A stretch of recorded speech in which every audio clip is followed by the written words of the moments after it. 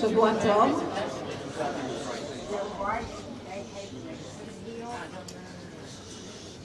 Welcome everyone for the lecture of Shurat Hadin, Israel Law Center, about North Korean and Iran war against Israel. My name is Nitzana Darshan-Leitner. I'm the founder and director of Shurat Hadin.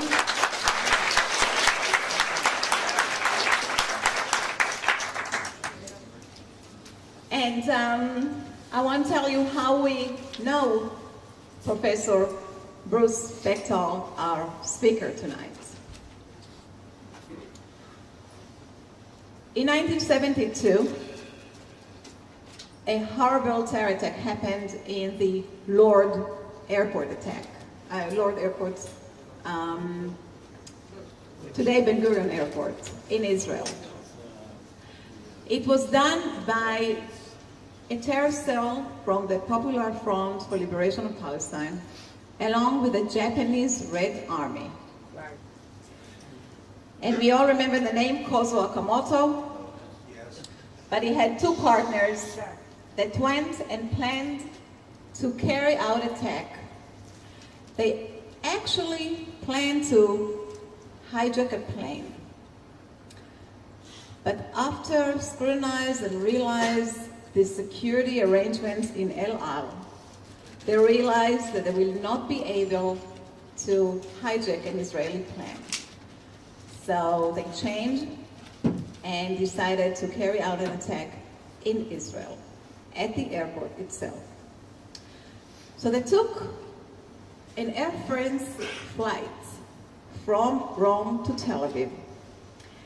And when they reached the airport, when they reached Tel Aviv, they went to the arrival hall.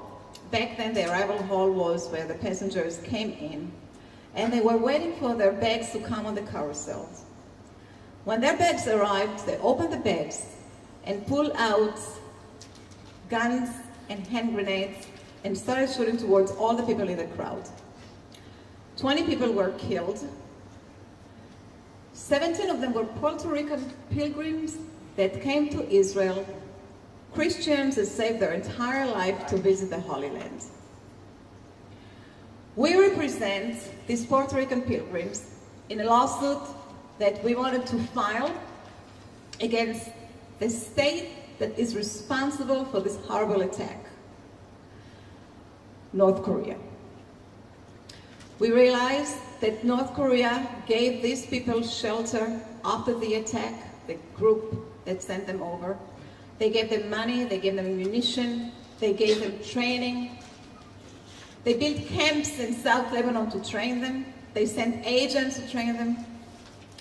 So we filed a case against North Korea in the San Juan Federal Court. And we had experts testifying about the liability of North Korea. We used Professor Bruce Bechtel that gave extraordinary testimony about the relationship of North Korea and the Popular Front for Liberation of Palestine and the Japanese Red Army. We used late Professor Barry Rubin from the IDC, and we won a judgment against North Korea for $378 million.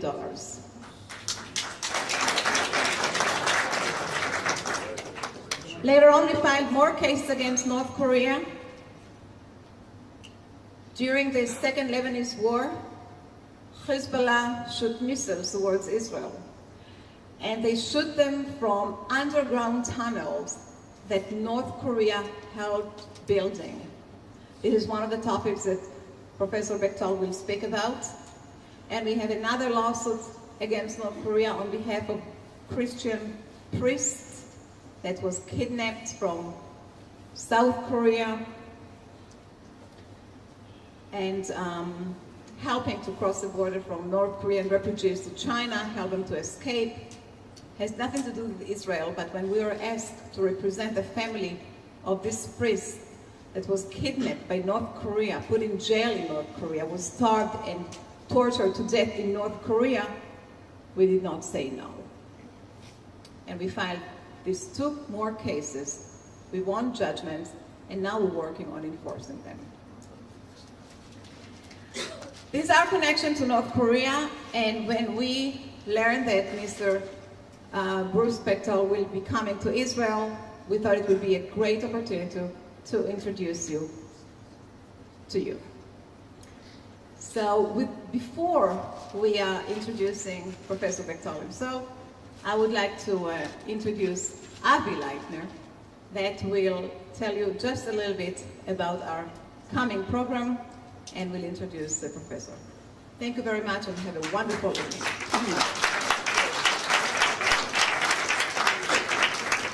Okay, Shavua Tov, you can hear me.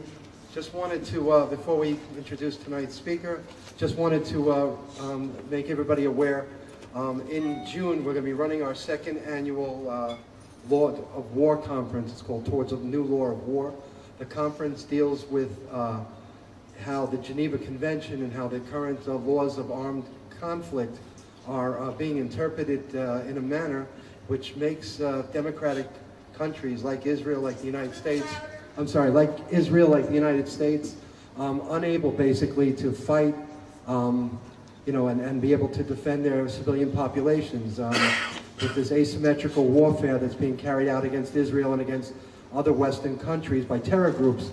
The deck is definitely slanted against Israel and against other democratic states. Israel's not able to fight back. Every time we fire one rocket, fire one bullet, they claim that we're killing civilians. They're free to fire rockets and open fire on Israel from kindergartens and from schools and from mosques, and there's no even playing field. So we believe that the main problem right now is how the Geneva Convention is being interpreted. It was written after World War II. It wasn't written for the type of warfare that's being conducted nowadays. It's just not relevant to the modern battlefield, and we believe that the laws of war have to be changed in order to allow democratic countries like Israel and armies like the IDF to be able to fight, and to be able to fight efficiently to safeguard their civilian populations. So the Law of War Conference, some of you were at it last year, was a tremendous success. We sold out. It's a 2-day conference. It's going to be held this year here in Jerusalem on June 20th and June 21st. It's going to be at the Dan Hotel up on Mount Scopus. So you'll start to see advertisements for that. Some of you took the flyers that we have. Please try to attend. Please try to, we're bringing in speakers from all over the world. So, military people, we're bringing in professors. We have some political people coming as well. Last year, Benny Gantz opened the conference, and Boogie Yalon closed the conference. So it's a good opportunity to really to learn more about this topic and to hear people who are involved with trying to allow the IDF to fight back fairly. And now I'm going to introduce tonight's speaker. Dr. Bruce Bechtel is an award-winning professor of political science at Angelo State University in Texas and a retired 20-year veteran of the United States Marine Corps.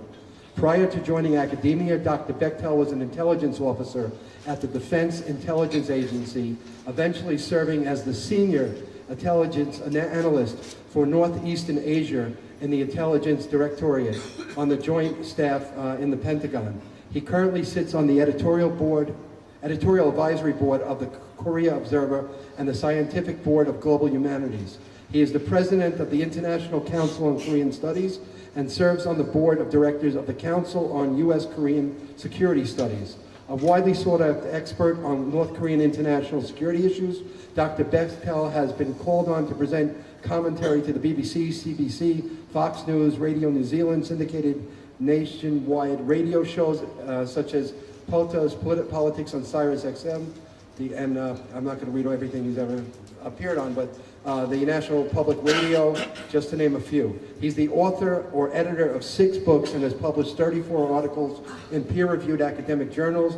Dr. Bechtel received his bachelor's in liberal studies in 1994 from Excelsior College, his MA in International Affairs from Catholic University, a Master's in Military Studies as a distinguished graduate from the U.S. Marine Corps Command and Staff College, and his PhD in National Security Studies in 2000 from the Union Institute.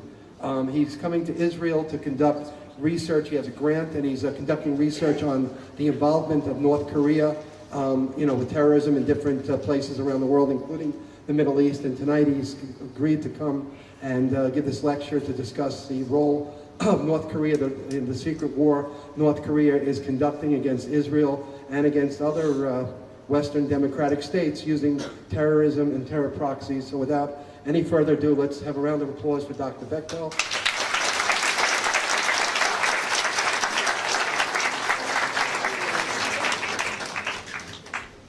How y'all doing? Can everybody hear me? If you can't hear me, raise your hand.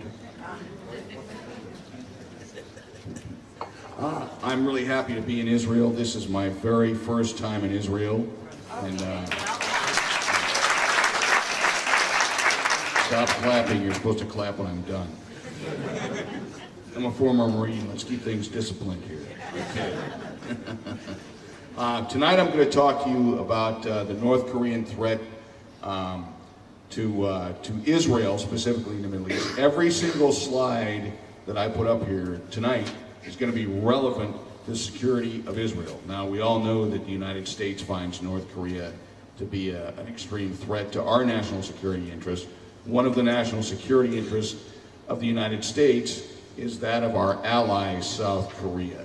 Excuse me, well, yeah, South Korea too, but that of our ally, Israel. So this is something that people are finally starting to talk about in a serious way in the United States. And everything that I will tell you has been confirmed. And I'd be happy to talk about my sources if you have questions of that. Everybody see the slide? If you can't see the slide, get bifocals. How am I doing? Okay. So let's talk about North Korea. The first aspect of North Korea, I'm going to talk about what their capabilities are, and then I'm going to talk about how they proliferate those capabilities. So, if we're going to talk about North Korea, I'm going to take my glasses off because I'm having a hard time reading this. I thought glasses were supposed to help with that. Their nuclear capability, their plutonium weaponization program is proven. Are you getting an echo the same as I am? Yeah. Can everybody hear me if I just yell? No. Is that okay? It's okay. Yeah. All right. Do I have to speak louder? You mean you want me to speak louder like this? All right. You're right. Yeah. I'm gonna. Can you still hear me if I don't have a microphone? All right. I'll use the microphone until they get that echo fixed. Anyway, the plutonium weaponization program of North Korea has been confirmed since 1994 when the Central Intelligence Agency, which when I was at DIA we called the Cheesehead Intelligence Agency, confirmed in 1994 that North Korea had at least 2 plutonium weapons.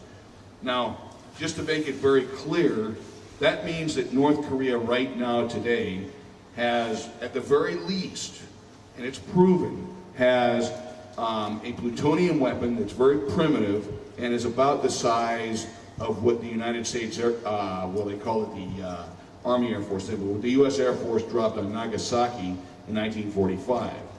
Something that could kill about 80,000 people immediately, and then many thousands others would die after that.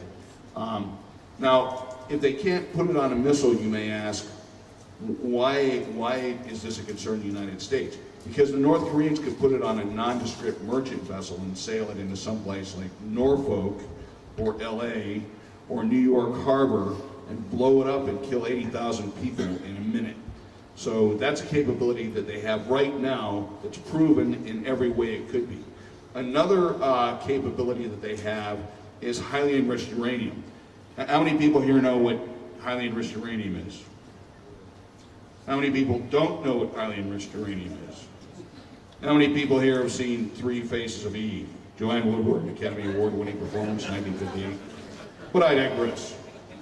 Highly enriched uranium is important for the North Koreans and important to this conversation, excuse me, because highly enriched uranium can be put on a 500-kilogram warhead and put on a missile.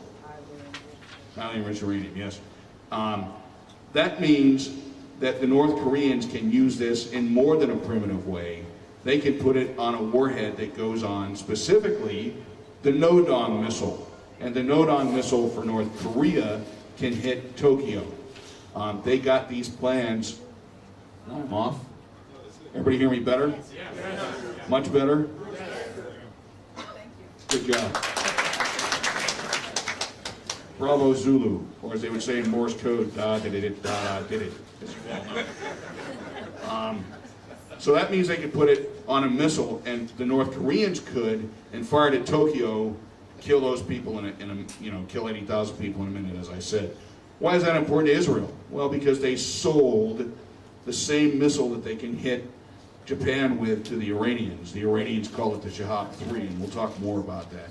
North Korea shows no signs of slowing down its nuclear program. We all know that. Everybody knows about the test in January, right? Okay. What about ballistic missile programs? North Korea put an ICBM through all 3 stages of its flight for the first time successfully on 12/12/12. Now we have the Korean consul here, and I want to thank you for coming, by the way. But everybody who understands Korea knows numbers are really important, right? My wife's a member of the 386 generation, so we all know numbers are a big deal to Koreans. So 12/12/12 was symbolic. The 12th of December, 2012, the North Koreans successfully tested a 3-stage missile for the first time. They did it again last month. On February 7th, 20 minutes before the Republican debate, I might add, was about to go on a Saturday, they again tested a missile, a 3-stage missile, from the launch pad up in the northwestern part of the country. This time it was very important, and I'll explain why. That will be on a later slide.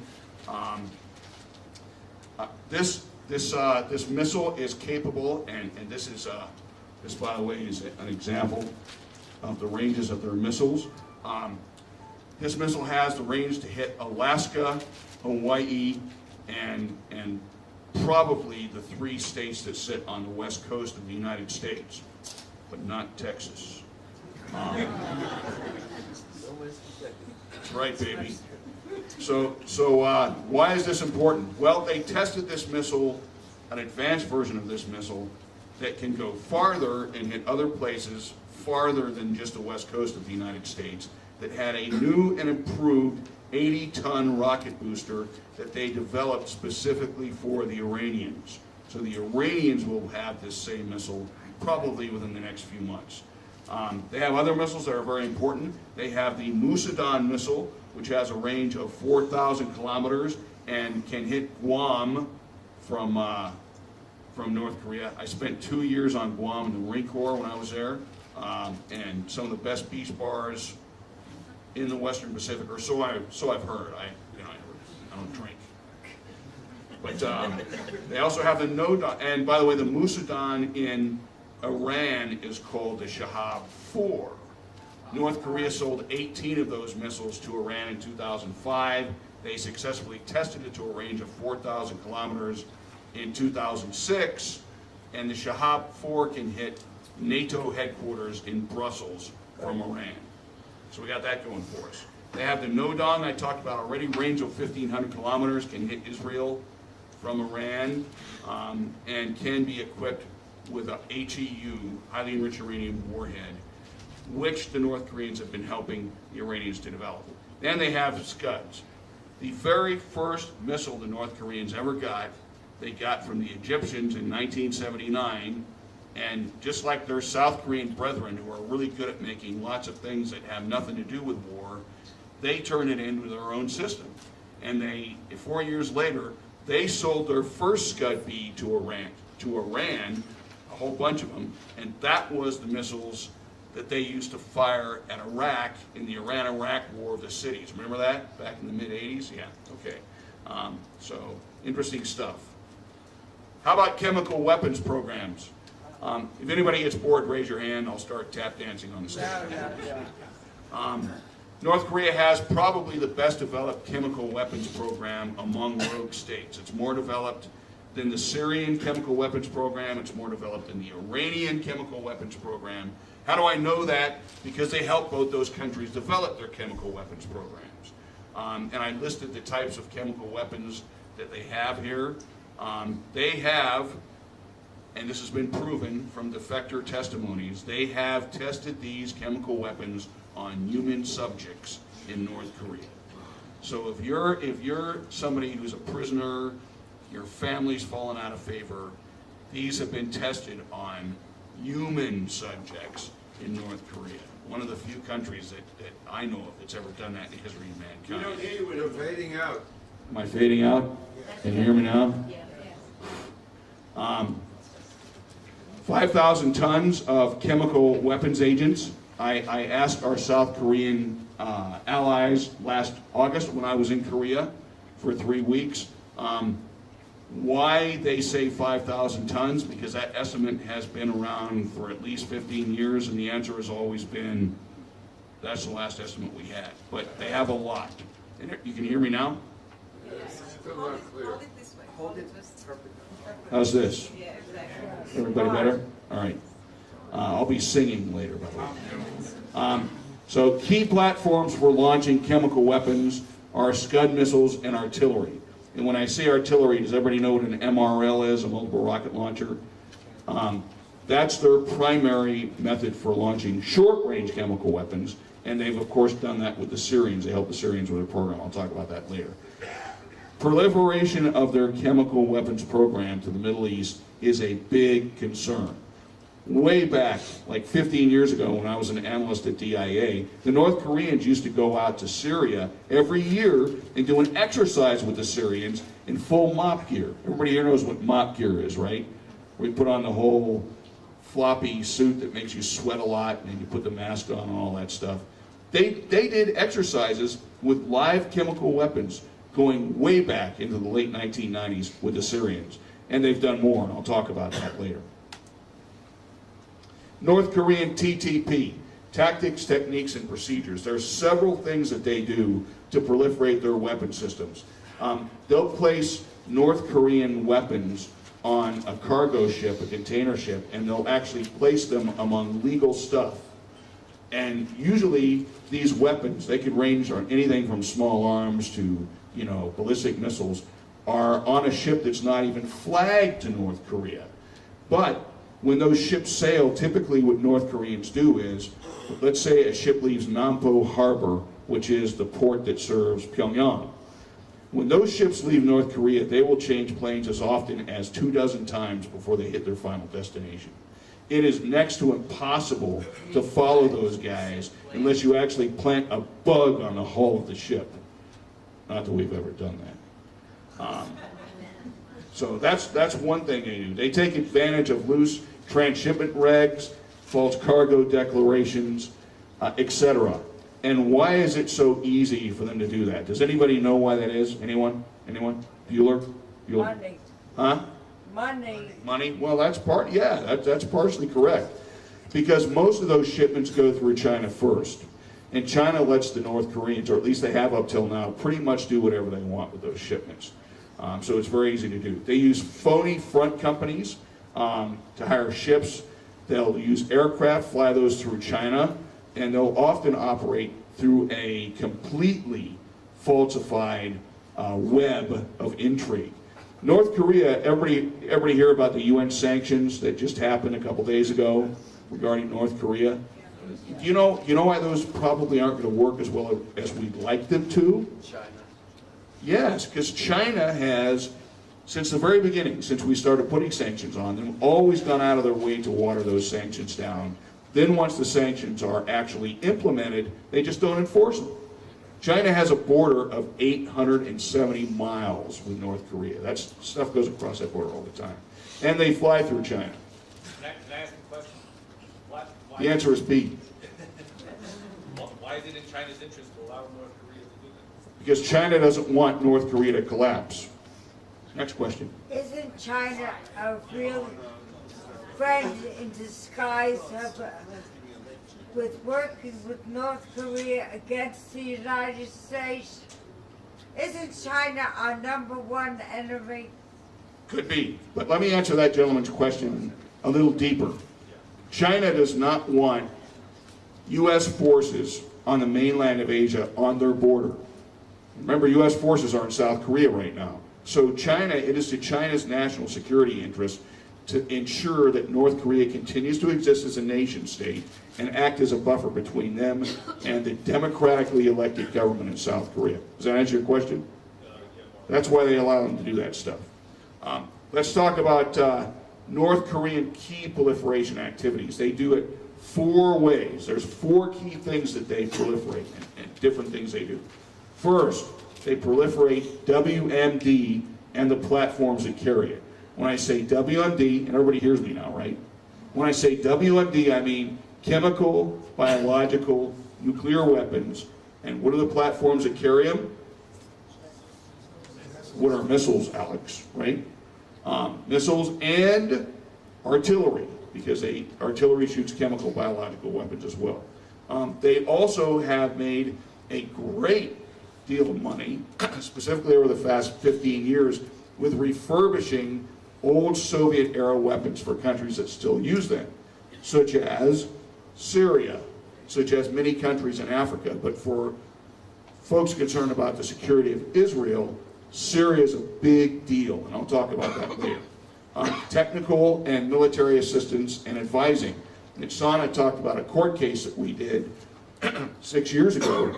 The North Koreans actually send advisors into Lebanon to train Hezbollah on how to do a variety of things, including building tunnels, including commando operations training, etc.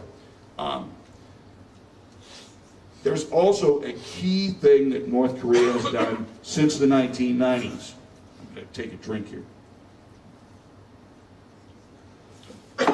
That's really vodka, by the way. The key thing that they've done is they've switched from sending whole systems over to countries like Iran and Syria to building fabrication facilities in those countries and then just shipping smaller shipments of parts that would be used to build those systems. They've done this with missiles, chemical weapons, and with highly enriched uranium centrifuge technology. Now, can anybody guess why they would do that? This is easier, much easier, and not detectable. Yeah, this young man just said it. Because it makes it easier to proliferate stuff. In other words, it's harder to hide missiles than it is to hide missile parts. Right. So they send this stuff to countries like Syria and Iran, both countries of which have Scud missile fabrication facilities. Iran also has Nodong fabrication facilities. They call it the Shahab 3.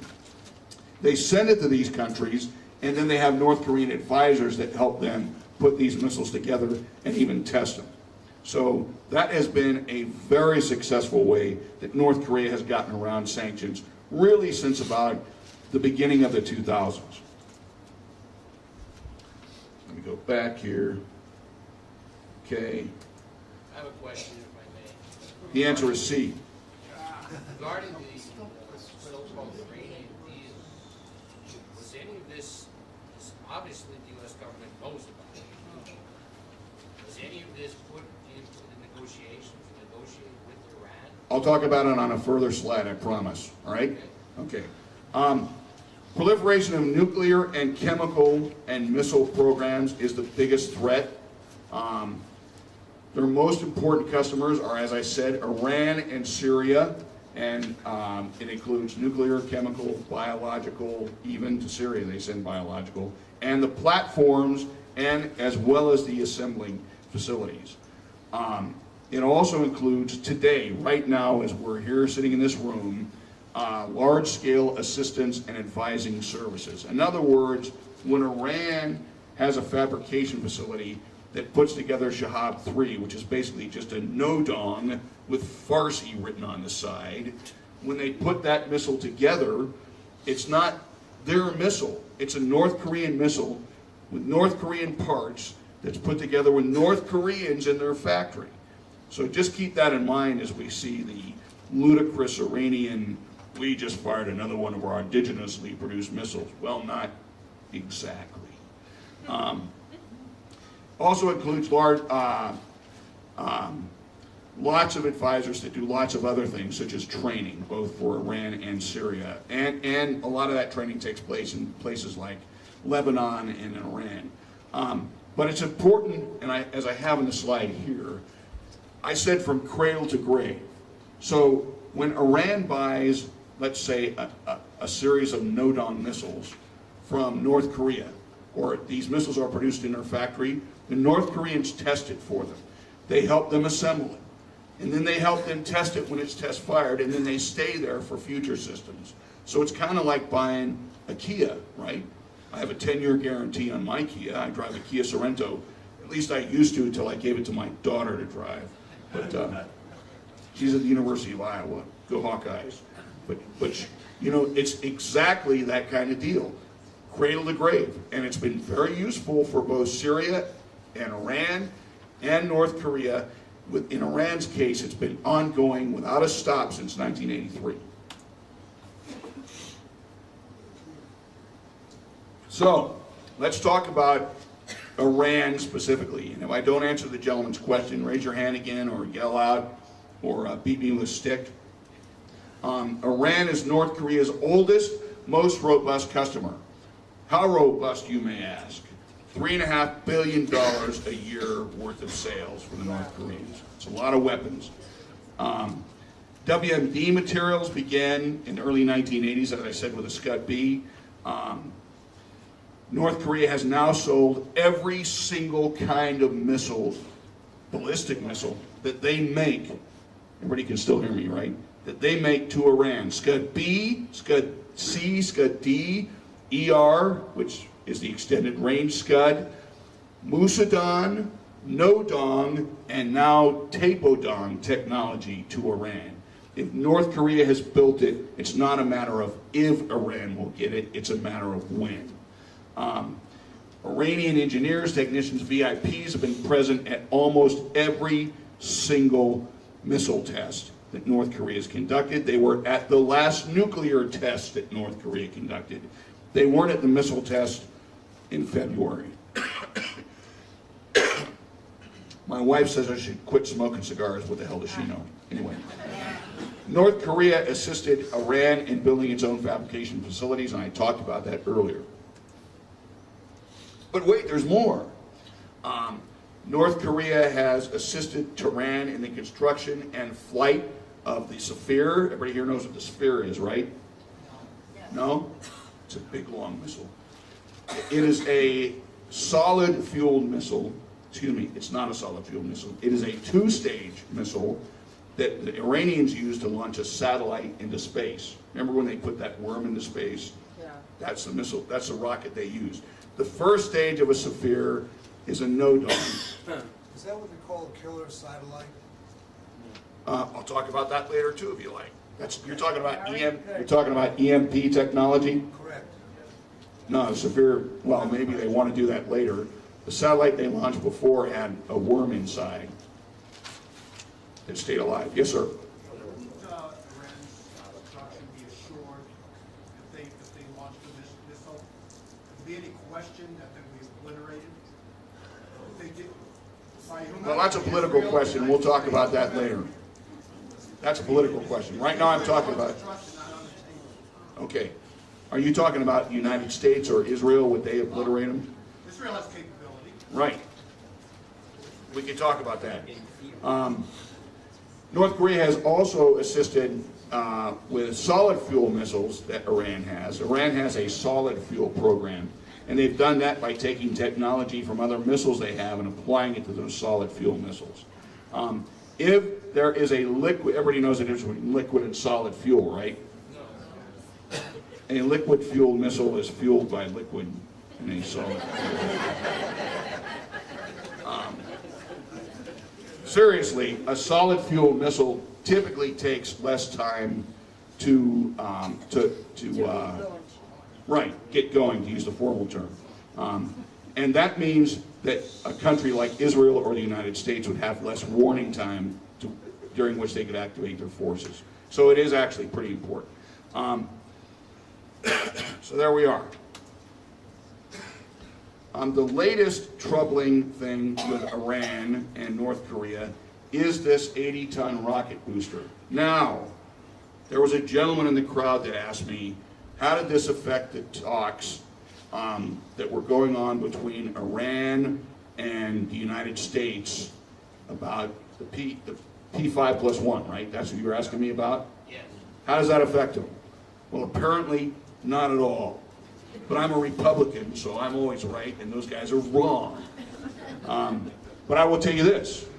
During those talks, newspapers in the United States were reporting that Iran and North Korea were in a deal for this 80-ton rocket booster. During those talks, Iranian technicians and engineers were going to North Korea, and it was widely reported. And no, the U.S. government did not do anything about it. After the deal was signed, please let me finish if I may. Right. After the deal was signed, the United States Treasury Department then sanctioned several Iranians and the Iranian government and SHIG, y'all know what that is, right? The liquid missile development company in Iran. They sanctioned them. So they knew all along, and they even admitted it after the talks were over. But the deal didn't get canceled. Does that answer your question now? I hope. It's a good answer, just a bad Pardon me? one. Good answer, but Didn't the United States purposely say that the Iran deal had nothing to do with missiles? No, they just didn't talk about it. That's right. That's right. So this How is come we have permitted it? this is a new missile, by the way. I took this picture out of the Israeli Can we press. have questions at the end, please? Sure. Ridiculous. It's disrupting. I can't follow it. Okay, well, one. Yeah, let's take questions in the end.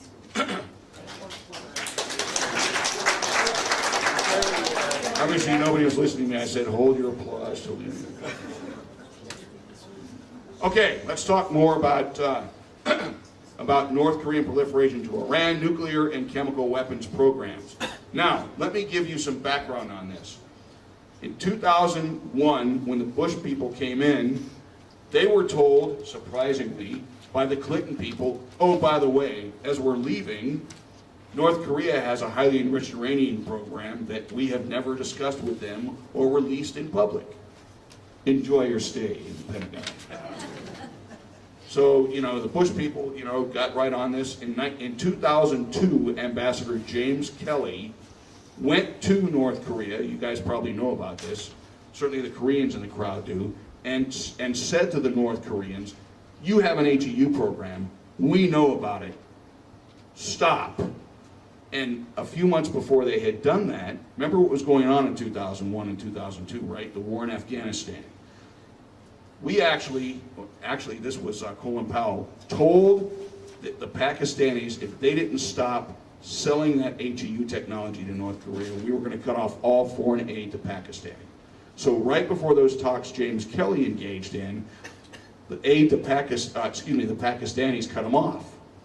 Meanwhile, he goes to North Korea in 2002 and says, you got an HEU program, and the North Koreans, I don't know, why you say it? We don't know. No, HEU, I don't know, how you spell it again? And showed them pictures of centrifuges being offloaded from airplanes, etc. So very important stuff. Well, what happened after that? Well, then the North Koreans did what they always do. They got angry. They kicked out the IAEA inspectors. And the Pakistanis also cut off another rogue state they were supplying with nuclear technology. That would be Iran. What does that mean? It means in 2003, North Korean technicians, engineers, scientists started heading to Iran to help them with their HEU weaponization program. Specific aspects of it. Let me give examples.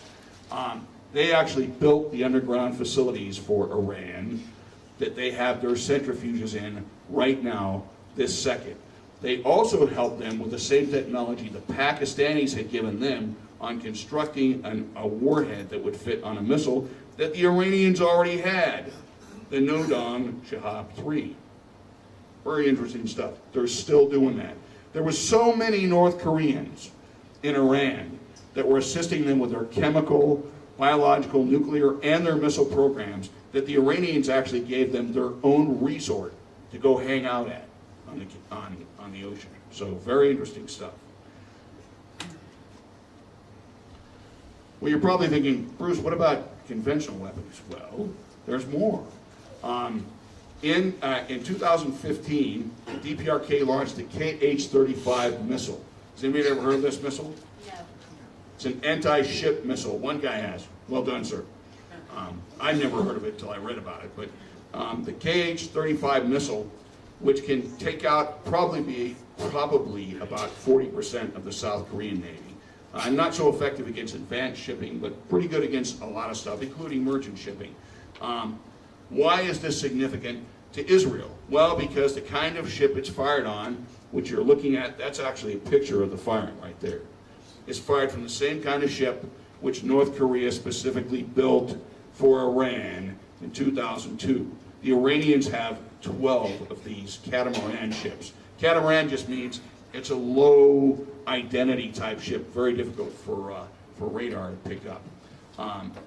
North Korea also built specifically for the Iranians what's called a Yono-class submarine.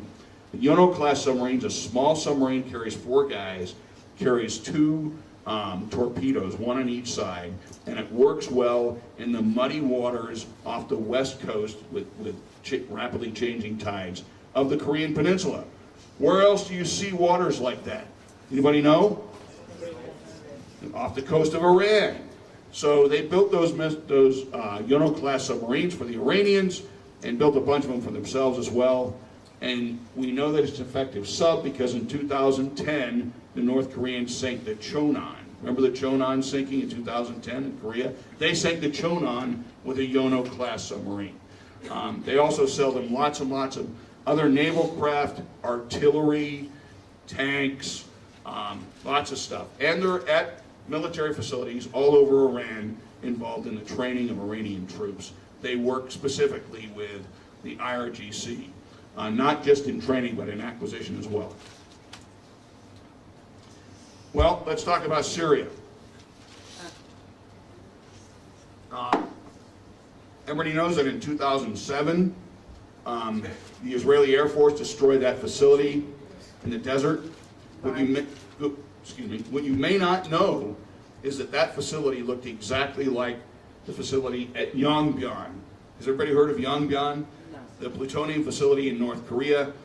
The North Koreans, because they're clever people, they put a fake roof over the top so that you guys wouldn't figure out that it was actually an old style North Korean, literally North Korean style plutonium facility. Didn't work, obviously, because it was taken out by the Israelis. The CIA gave a very, very good brief, which I used as background for my second book, where they describe exactly how that was set up, who set it up, what North Korean scientists, engineers, etc. came over to Syria, and even how it was paid for. Can anyone guess who paid for this facility? Iran, which, as you know, in Morse code would be did it, dot it, dot it. You all know that. So good stuff, and thank God it's gone. Chemical weapons program. This is something that has gained a lot of publicity in the past 3 years because of the Syrian civil war, right? Well, the Syrians have gotten a lot of publicity about their chemical weapons program. What they haven't gotten a lot of publicity about was how they got it and who trained them on it. North Koreans actually built a chemical weapons facility for the Syrians near Aleppo. North Koreans have actually been either right on the battlefield or near the battlefield, helping them specifically mate up these weapons, the warheads for the Scuds, and the Syrians use 122 millimeter multiple rocket launchers to fire these things into towns and cities, as you know. And the North Koreans have been there from cradle to grave, again, helping out with that chemical weapons program, which has proven to be very effective. Now, as a Korean specialist, when I watched what was going on in Syria, and me and a bunch of my friends, fellow Koreanists, were sitting around drinking beer one night, although I want to tell you, I normally don't drink that much. And we were talking about this, and we agreed. The North Koreans have basically used Syria as their training ground to improve their own chemical weapons program, because they're seeing what works, what doesn't work, what works best. And they discovered, by the way, that these 122 millimeter MRLs are more effective than the Scuds at carrying a chemical warhead. And why? Can anyone guess? Right. And they're more accurate. The Scud is not an accurate missile, not particularly accurate. I remember the Pakistanis did a missile test with the Nodong, and it missed its target by 10 miles, so they said the test was successful. Okay. So, you know, used to attack civilians, training ground for the North Koreans, not good stuff. Ballistic missiles. The North Koreans do not have Nodongs, they do not have Taepodongs, nor do they have the Moose. Syria. That's what I meant to say, thank you. Bravo Zulu, sir. But they do have every type of Scud that North Korea has made. So they have B, C, D, and ER, which is really a D with a little bit longer range. After the Gulf War, the first Gulf War in 1991, where Syria actually fought with American forces and Arab forces, you all probably know this, Saudi Arabia offered to pay everybody lots and lots of money. They offered the United States money, and of course the United States turned them down. Well, Syria accepted that money, so suddenly they have all these hundreds of millions of dollars from the Saudi government. What are they going to do with it? Well, they use that money to make a contract with the North Koreans to put together a fabrication facility where they could put together Scud-Ds on their own soil. And that factory is operating today. So, interesting stuff. They have, and the money ran out eventually, they have collaborated with the Iranians on much of this stuff. The Iranians fund much of this stuff. And there was a news report that was confirmed later in the open press by our own State Department that in 2009, the Syrians gave 4 Scud-D missiles to Hezbollah. So, nice guys, huh? Conventional weapons.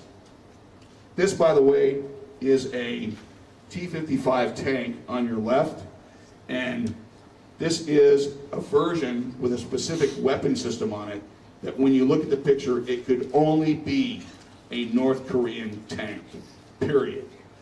This is also an SA-7 Grail provided to the Syrians by the North Koreans. They have provided nearly every kind of conventional weapon system that the Syrians need.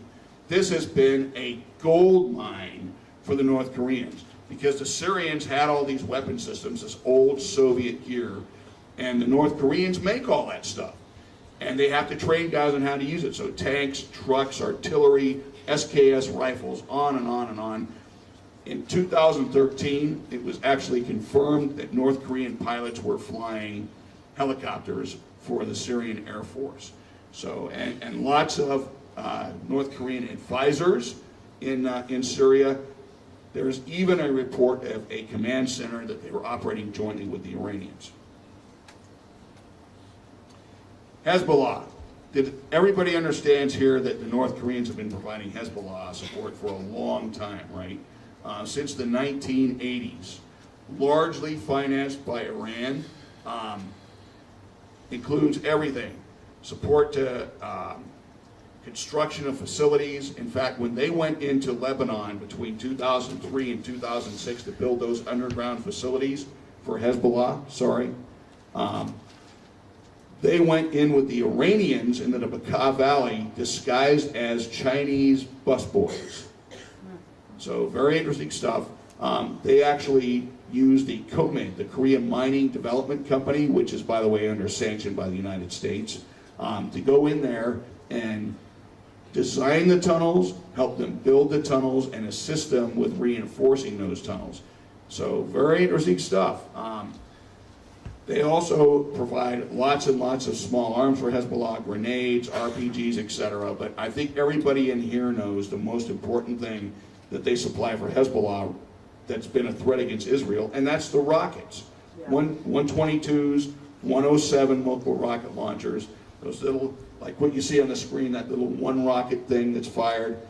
They supply lots and lots of those. As often as not, they'll put the parts for those things on a ship, break the parts up into different packages, so it's throughout the entire containers, and then those ships will go into either Syria or Iran, where the rockets themselves will be assembled and then sent into Lebanon. That's how that works for the rockets. Chemical weapons, nothing for sure, but there are several reports that Hezbollah and North Korea are trying to work out a deal where they can put chemical weapons on the multiple rocket launchers that they have. Remember, the 122 millimeter multiple rocket launchers that Hezbollah has is exactly the same as the MRLs, the 122s that the Syrians use to launch chemical weapons at their own people. What about Hamas? Does everybody remember this? The tunnels that Hamas had going into Israel? Those were, no doubt, built with North Korean training. What we don't know is where they did it. I mean, you guys are experts on this more than I am, especially guys like Avi, but to my knowledge, it would be very difficult for North Korean operatives to get into the Gaza Strip and actually assist with these tunnels. No? Okay. Well, then certainly possible. Hamas people were trained by people. Yes. Well, actually, they were trained by North Koreans. Yeah. So what I have heard people opine about, I don't know if this is true or not, is that perhaps they got that training in Iran or in Lebanon, as you said. But there's one thing that we know for sure. They were trained to build these tunnels by North Koreans.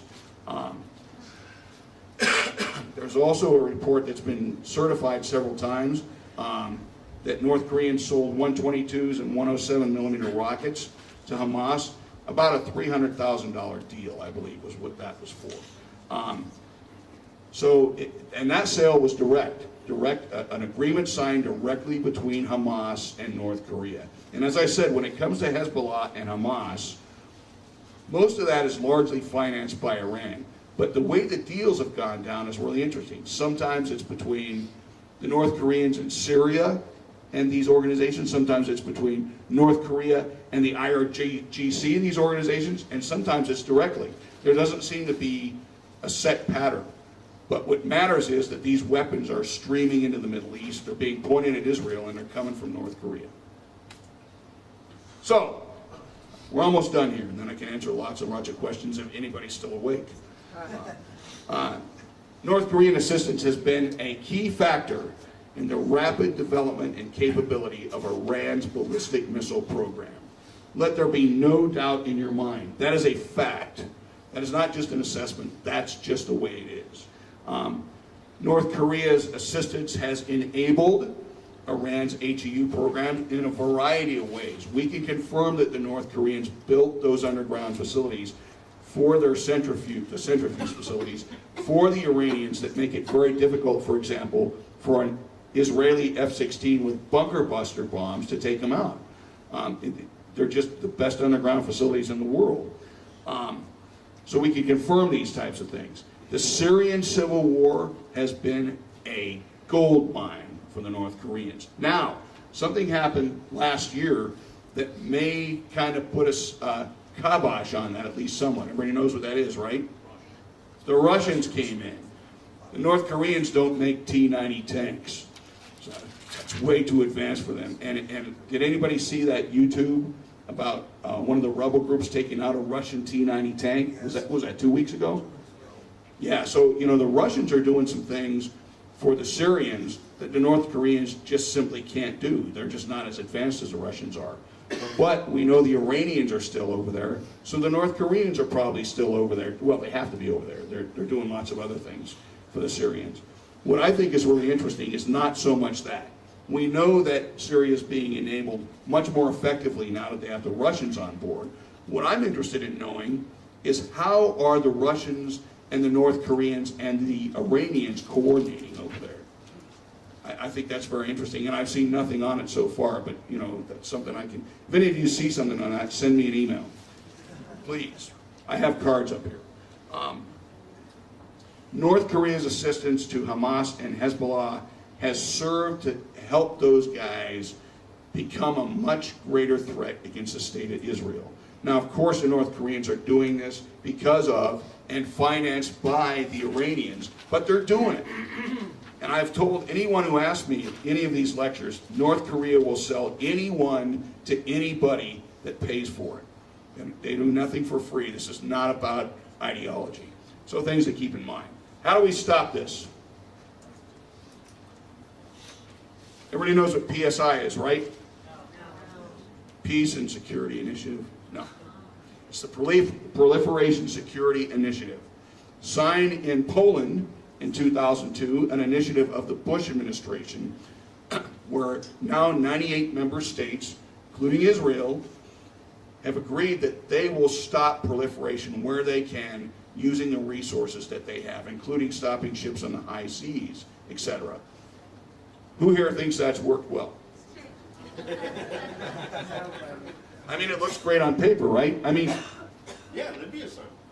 yeah, exactly. I mean, it looks great on paper, and Israel's actually, you know, they more than anybody else has stopped some real stuff. But it's probably the best thing to equate it to, the best corollary is how many of the drugs does the United States stop that are entering in the United States from Mexico? What, like 2% maybe? And it's the same way with the Proliferation Security Initiative. It looks great on paper. And I would tell you the same thing about sanctions. It looks great on paper. So I'm going to tell you what the solution is. And then everyone in here will, Japanese style, go, so das. Konnichiwa, baitoshi. And I'll talk about that. But before I do that, let me talk about what's coming up with Iran. And everybody here cares about these national security issues, or you wouldn't be here unless you're coming for the free wine. No wine. It's not free. That's communism. Now, what's a lesson that Iran learned from North Korea? Deny, delay, delay, deny. What do I mean by that? Think about it. When Iran got their nuclear weaponization program, they denied they had it, right? When they finally agreed, well, maybe we do have it, they delayed talks, right? They delayed talks, and they delayed making any real decision. By the way, to get back to the question that gentleman asked back there, the agreement that we have with Iran is all about their nuclear program as if nothing else exists. That's right. It's not, you know, just crazy. So you delay the talks, then you delay implementation of the talks. And what does that mean for a nuclear or a missile agreement? Then go on and on. No. Verification, right? They delay verification, right? Because verification is how you prove those things are actually going along. That's how North Korea and the United States had their falling out right at the end of the Bush administration when they told us, yes, we've dismantled our nuclear program. Of course, they've had 2 nuclear tests since then, so I'm guessing that that was not true. And then, in the end, you deny inspection of the agreements you made, and that's the end. So you try and get all the goodies you can, and this is true for North Korea, and it's true for Iran. Everybody knows that, right? Get all the goodies you can before the other side finally says enough and walks away. So What can we do? I'll get right to you. I'm almost done. What can we do to stop North Korea from doing this? I have the answer, okay? But nobody's listening to me. Let's hear. I'm just a lowly professor at a Jerkwater College in West Texas.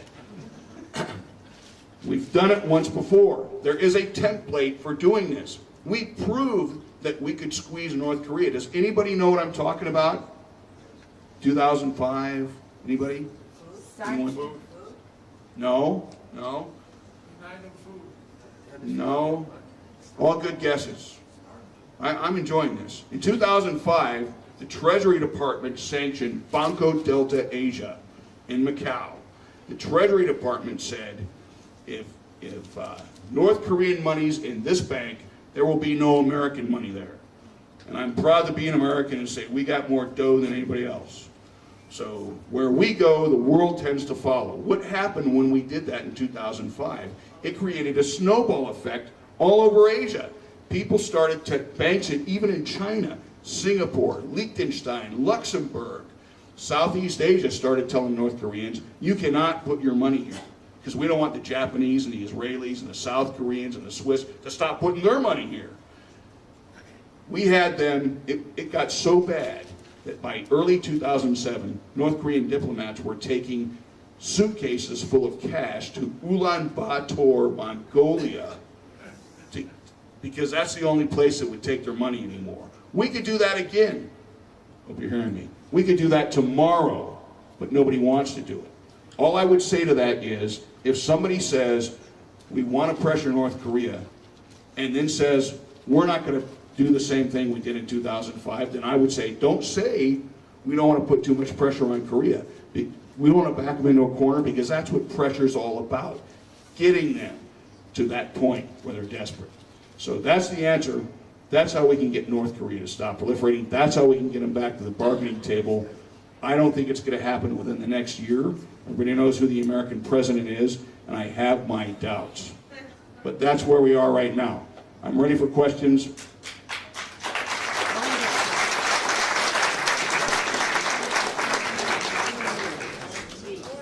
Sir. Two questions goes both ways. One, you were talking about plutonium, you were talking about HUE. I'm convinced that a 55-gallon drum with radioactive waste and 200 pounds of C in a cargo container would take out LA's shipping terminals for years. That's one. So, I don't know how you protect against that. You don't need to have full-blown nuclear capability. You just have to have nuclear waste. Okay, but is there a question mark at the end of that sentence? The question mark is, how do you defend against that, number one? And the second one is, given launch phases with liquid long-distance rockets, there is a startup time, right? Right. And we have, I believe, in the American arsenal, I don't know about the Israeli arsenal, EMPs. Would a preemptive EMP stop some of this crap before it really got nasty? Good questions. Now, first of all, let me go back to what you said about the second part of your question, where you talked about rockets and warning time. Warning time is very important. What happens with North Korea when we see them putting that rock? Well, first what happens is they have a factory that's about 40 kilometers south of their facility. North Korea is covered by electronic surveillance, specifically satellites, more than the Soviet Union was during the Cold War. That's how much we look at them, everybody. So the first hint that they're going to do something comes when they stick that three-stage missile on a train and roll it up to that facility, right? Then they have to take the train, they have to take it off the train, then they have to load all three stages on the launch pad, then they have to fuel it with liquid fuel, which takes about a day. And what are we doing as they're doing that? Anybody know? We got RC-135s flying around North Korea. We got Aegis-equipped ships that have anti-missile missiles, which is a name that sounds like it's kind of out of Star Trek. The anti-pets. But all that stuff's going on. The Japanese, the South Koreans, the United States. Well, what if they had a missile that they could just put on a transporter, erector launcher like this, and launch? What would that do to our warning time? It would take it away. Guess what? They're developing that kind of missile. It's called the KN-08.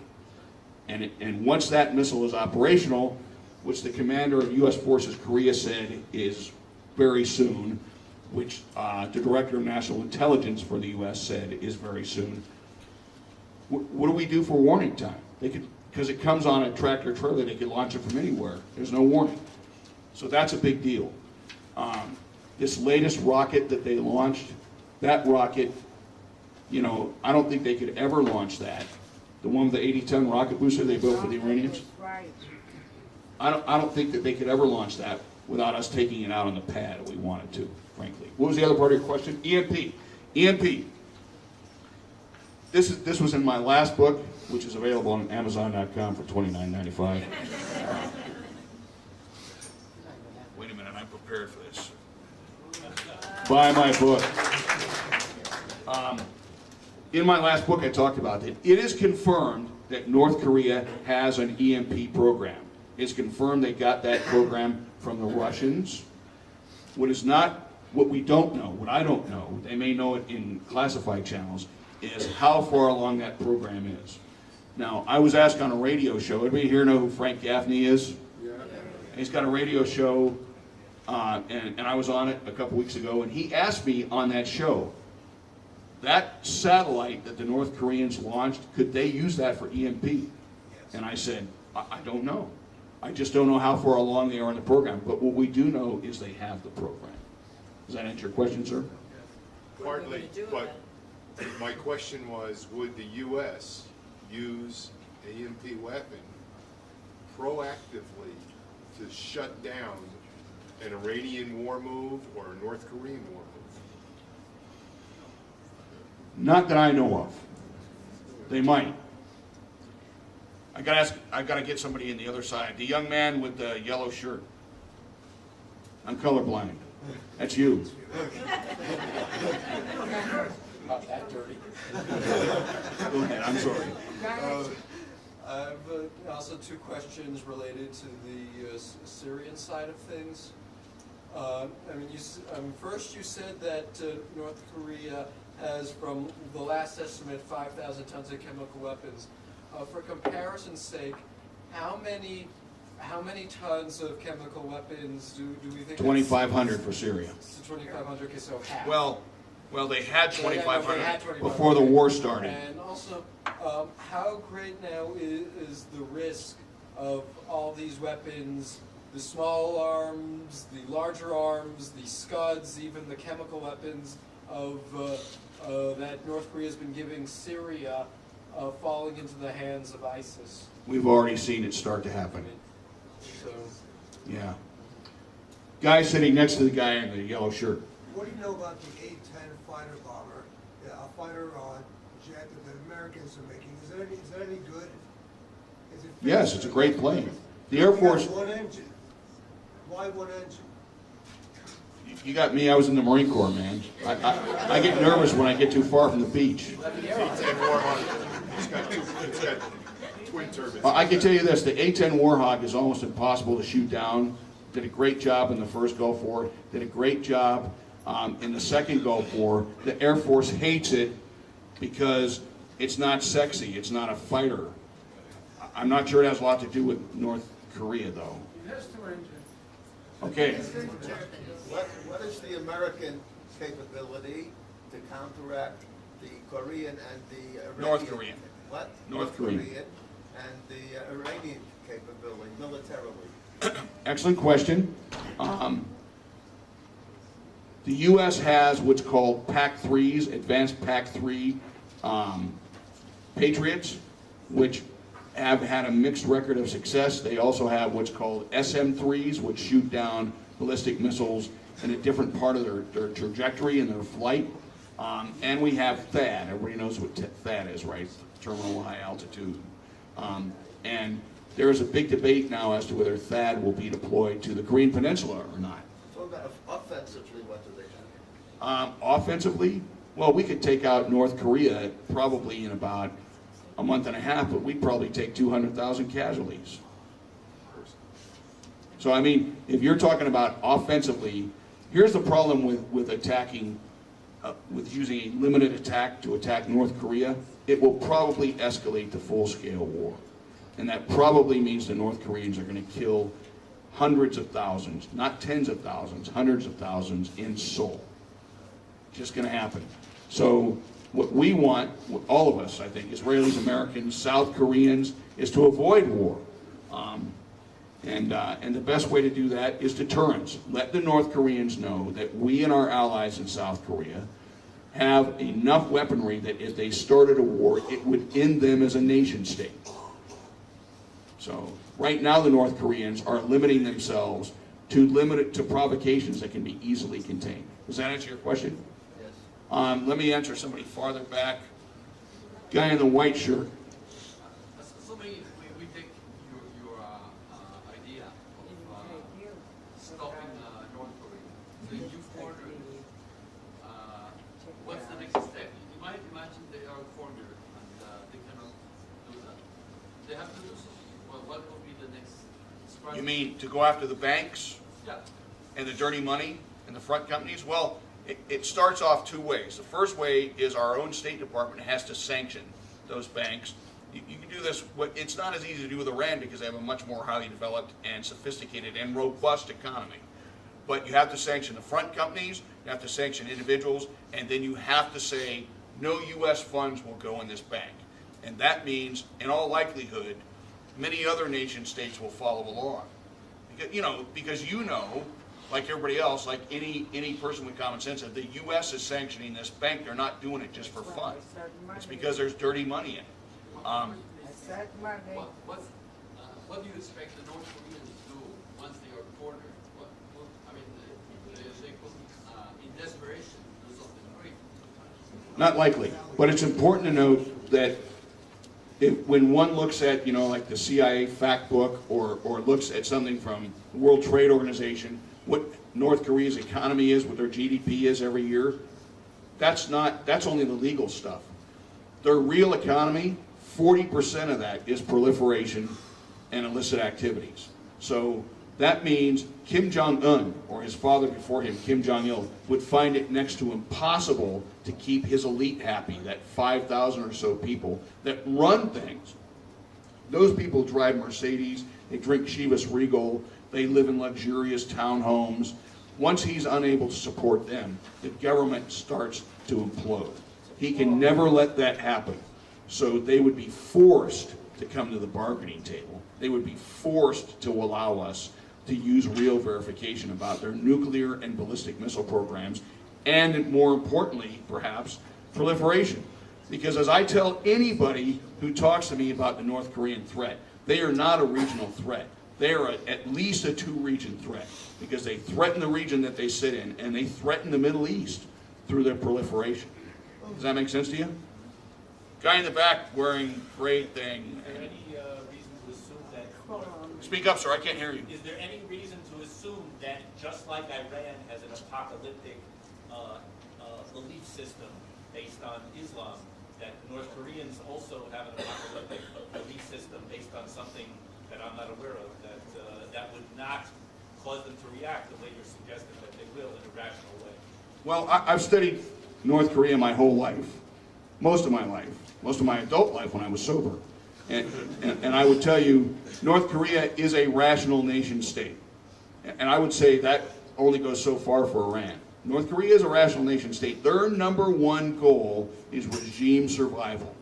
So yes, it's likely that squeezing them that way would bring them to the table.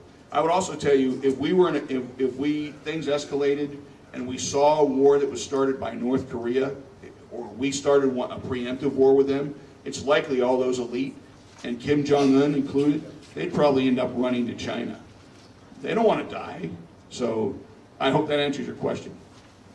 Where does North Korea get their technology? Where does North Korea get their technology? Most, for which weapon system are you talking about, sir? Any of these systems that you can bring. Well, the plutonium technology that they got, Russia built them a 5 megawatt. When it was the Soviet Union built a 5 megawatt experimental reactor for them back in the 1970s. They got their highly enriched uranium program from Pakistan. And the way they got it, Pakistan didn't have a lot of cash. Must be boring, everybody's leaving. Pakistan didn't have a lot of cash. North Korea didn't have a lot of cash. So what they did was a barter trade. Pakistan provided them highly enriched uranium centrifuges, technicians, helped them build their facilities, and North Korea in return gave them Scuds. So it was a barter deal. That's for their HEU program. For their missile program, and I don't want to go on too long because I know there's lots of questions. Their missile program, it's fascinating to me. They got one Scud-B from Egypt in 1979. From that they built the Scud-C, Scud-D, the ER Scud, the Nodong, and parts of the Tapodong. They got one Musadon missile from rogue Russian scientists in 1993, and from that they've now not only built the Musadon missile, extended it, they've now got an SLBM, a submarine-launched ballistic missile, and they've used that technology to expand the range of their Tapodong. How do they get all these supplies with all these sanctions? Supposed to be all these sanctions, and they make their own liquid fuel, solid fuel. They get a lot of fuel from China, and they get a lot of stuff out through China. But it's, the United States Navy has half the ships today it had in 1991. It's hard to enforce. You saw that map I put up there of PSI. How do you enforce PSI when your Navy is half the size it was 25 years ago? It's difficult. Can I ask, please? After I get this guy. Yes, yes, sir. Yes, if the North Koreans were attacked by America, would Russia come to North Korea's defense? No. No. Could you repeat the question? They don't. Oh, he asked if North Korea was attacked by the United States, would Russia come to their defense? No, because they no longer have a mutual defense treaty. Ask the next question. Go ahead. Right. By the way, as I told Avi 2 days ago, my parents heard that every 6th child born in the world was Chinese, so they didn't have 6 kids; they only had 5 because they didn't want one. They didn't want one kid to be different than the rest. You know what I mean? At any rate, China does have a mutual defense treaty with North Korea. The question is, would they honor it? Tensions have been very high between North Korea and China since November of 2013. Does anyone know what happened then? No. Huh? No. You forgot? Good answer. What is I forgot, Alex? In November 2013, Kim Jong-un had his uncle, Jang Sung-taek, publicly executed with an anti-aircraft machine gun. Unbelievable. But not only did he have him killed, he had all the people in Jang's little spider web either killed or purged. Why is that important? Because Jang was the point man on China for North Korea. It ruined for months North Korea contacting anybody in China, and they're just coming out of that now, and North Korea continues to do things to anger the Chinese. But they do have a mutual defense treaty. So that's the long answer to, would Russia come to their aid? No. Would China? Perhaps. Person way in the back. Would the sanctions that are being dropped from Iran, or the sanctions that are being dropped, banking sanctions, etc., that are being dropped from Iran, allow Korea to shut off the banks? It would filter through money. Yes. So you can't even shutting the banks. Yeah, well, here's what else it does. How much money was unfrozen? Yeah. You know, I'm reminded of when I was in driver's ed when I was 16, and I didn't know any answers, so he'd ask a question, and I'd just go along with everybody. It's kind of the sound I just heard. But anyway, that money being freed up gives Iran more money to spend on stuff like ballistic missiles. So I think that agreement definitely had an effect on the North Korean-Iran relationship. Plus, it frees up Iran's ability to get their merchant ships around the world and their aircraft. You see what I'm saying? So not good. I was not a big proponent of Kerry's deal. And by the way, I didn't vote for him in 2004 either. Guy in the red jacket. Am I wrong in assuming that given America's actions over the last 7 years, 8 years, whatever, that the chance of the United States ever attacking any of these countries, any of these facilities, or stopping it in any way, whether it's even through sanctions, the chances of it seem to me almost nil. Am I wrong in assuming that? Let me put it this way. One second. Okay. And given the fact that the odds are that Hillary Clinton is going to be elected president,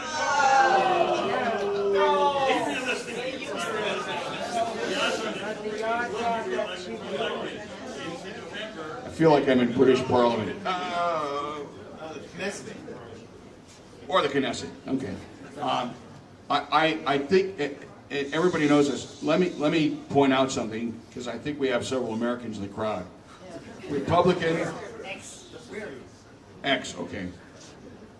Republican, Democrat. You talk to most people, patriotic people in the United States. They are fed up with U.S. troops being in the Middle East. They are fed up. I mean, we sent 200 Special Forces guys over to Iraq to help fight ISIL, and you cannot imagine the reaction that got in the U.S. So, no, I don't see, I really don't see military action taking place. Now, that doesn't mean that if Israel were to take action, that the United States wouldn't support that, as they did in 2007. Remember that?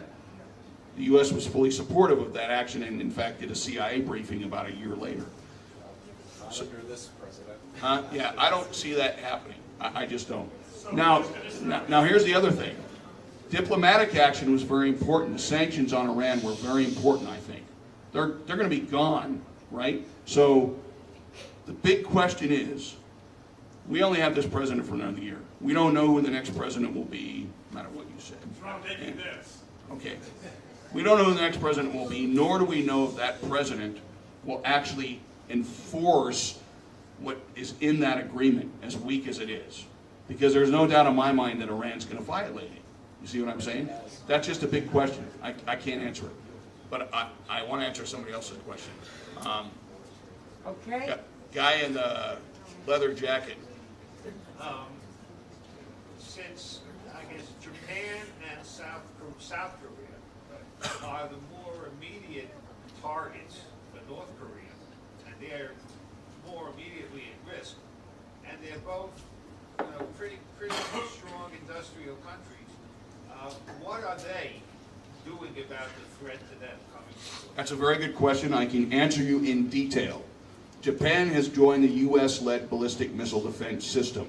Japan has PAC-3 Patriot missiles on the ground. In fact, they deployed them to Tokyo right before this test the North Koreans just did. And they have SM-3 anti-missile missiles on their Aegis-equipped ships. Okay? So they're doing what they're supposed to be doing. South Korea, in my opinion, has not made the moves they need to make yet. South Korea needs to get upgrades, more upgrades to their PAC-3 Patriot batteries, and they need to buy more Patriot batteries. You know where most of the Patriot systems are in South Korea? Protecting U.S. bases and U.S. facilities. Because we put them over there. They allowed us to bring them, of course. If you live in Seoul, you might as well just do this. All right. Because they don't, they need upgrades and they need to buy more. They're very expensive. I know, I get it. BMD is very expensive. They don't have SM-3 anti-missile missiles on their Aegis-equipped ships. They have 3 of them. They need to get those. Again, very expensive. But the reason I say Patriot and SM-3 is the Patriot catches that missile in a different part of its trajectory than the other system, right? And they need to, and they're talking about it now, they need to get THAAD on the Korean Peninsula, which we would pay for, but they need to get that on the Korean Peninsula. China and Russia don't want THAAD there because it has a range of 571 miles, which means they could take out Russian missiles and Chinese missiles. Well, so what? It's a defensive system. It can't do anything offensive. So that's what those two countries can do. Take note. Yes, sir. Yes. So if you were advising the U.S. and the Israeli governments, what would you advise us to do that we're not doing to be victorious over North Korea? I'm glad you asked me that, because I did a op-ed piece in the Korea Times, which is the 4th largest paper in Korea, published in English, Chinese, Japanese, and Korean, of course, but not Hebrew. I'm sorry. I did an op-ed in that paper where I discussed what the United States should do for Israel. For one thing, I think there should be, and I haven't been a spy since 2003, but I think that there should be a great deal of focus on intel sharing with Israel, focused on Iran and what we can do with our satellites. Israel has great human. We need to share more of them based on satellite technology and SIGINT, etc. Okay, that's one thing. The other thing is, we need to make sure that we help our allies in Israel, that they have the same type of systems that Japan has. They need to have the best Patriot batteries in the world, THAAD if they need it, and they need to have the very best anti-missile missiles, such as the SM-3, for their Aegis-equipped ships. And we need to give it to them tomorrow. Does that answer your question?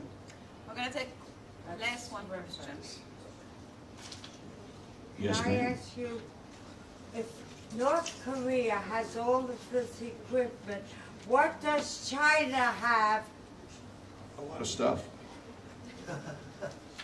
By the way, everybody, I have, anybody who's interested in Syria, I have a few print-offs of an article I did in the Korean Journal of Defense Analysis. It's very technical. I did this article about 9 months ago, so it's up to date as of 9 months ago. Is it in English? Yes, Not Korean. not Korean, not in Hebrew either. So what has China have that we are aware and not aware of? China has a lot of stuff. Like what? What do you, missiles, tanks, trucks, artillery. Yeah, China is advancing its military as it advances its economy. So they're still not in our league, but they're getting there. That's the best I can tell you. Okay. Yes, ma'am. So if anybody wants to talk to me, I have cards up here. I got some stuff I can give you, and pins from Angelo State. Thank you so much for Professor Bechal, and thank you for coming. Shavua Tov. So